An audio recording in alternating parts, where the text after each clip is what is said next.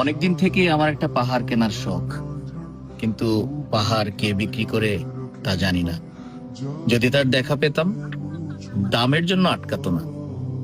আমার নিজস্ব একটা নদী আছে, সেটা দিয়ে দিতাম পাহাড়টার বদলে।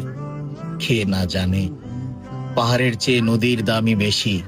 পাহাড় স্থাণু, নদী বহমান।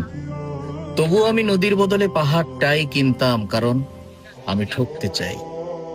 নদীটাও অবশ্য কিনেছিলাম একটা দ্বীপের বদলে।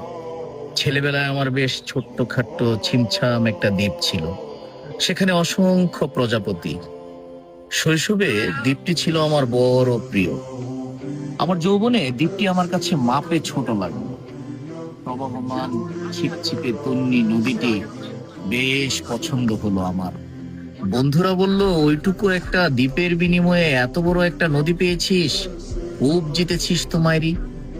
তখন জয়ের আনন্দে আমি বিহ্বল হতাম। তখন সত্যি আমি ভালোবাসতাম নদীটিকে। নদী আমার অনেক প্রশ্নের উত্তর দিত, যেমন, বলতো আজ সন্ধেবেলা বৃষ্টি হবে কিনা। সে বলতো, আজ এখানে দক্ষিণ গরম হাওয়া, শুধু একটি ছোট্ট দ্বীপে বৃষ্টি। সে কি প্রবল বৃষ্টি, যেন একটা উৎসব। আমি সেই দ্বীপে আর যেতে পারি না। সে জানতো, সবাই জানে, শৈশবে আর ফেরা যায় না। এখন আমি একটা পাহাড় কিনতে চাই। সেই পাহাড়ের পায়ের কাছে থাকবে গহন অরণ্য। আমি সেই অরণ্য পার হয়ে যাব। তারপর শুধু রুক্ষ কঠিন পাহাড়, একেবারে চূড়ায়, মাথার খুব কাছে আকাশ, নিচে বিপুলা পৃথিবী, চরাচরের তীব্র নির্জনতা।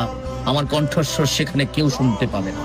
আমি ঈশ্বর মানি না তিনি আমার মাথার কাছে ঝুঁকে দাঁড়াবেন না।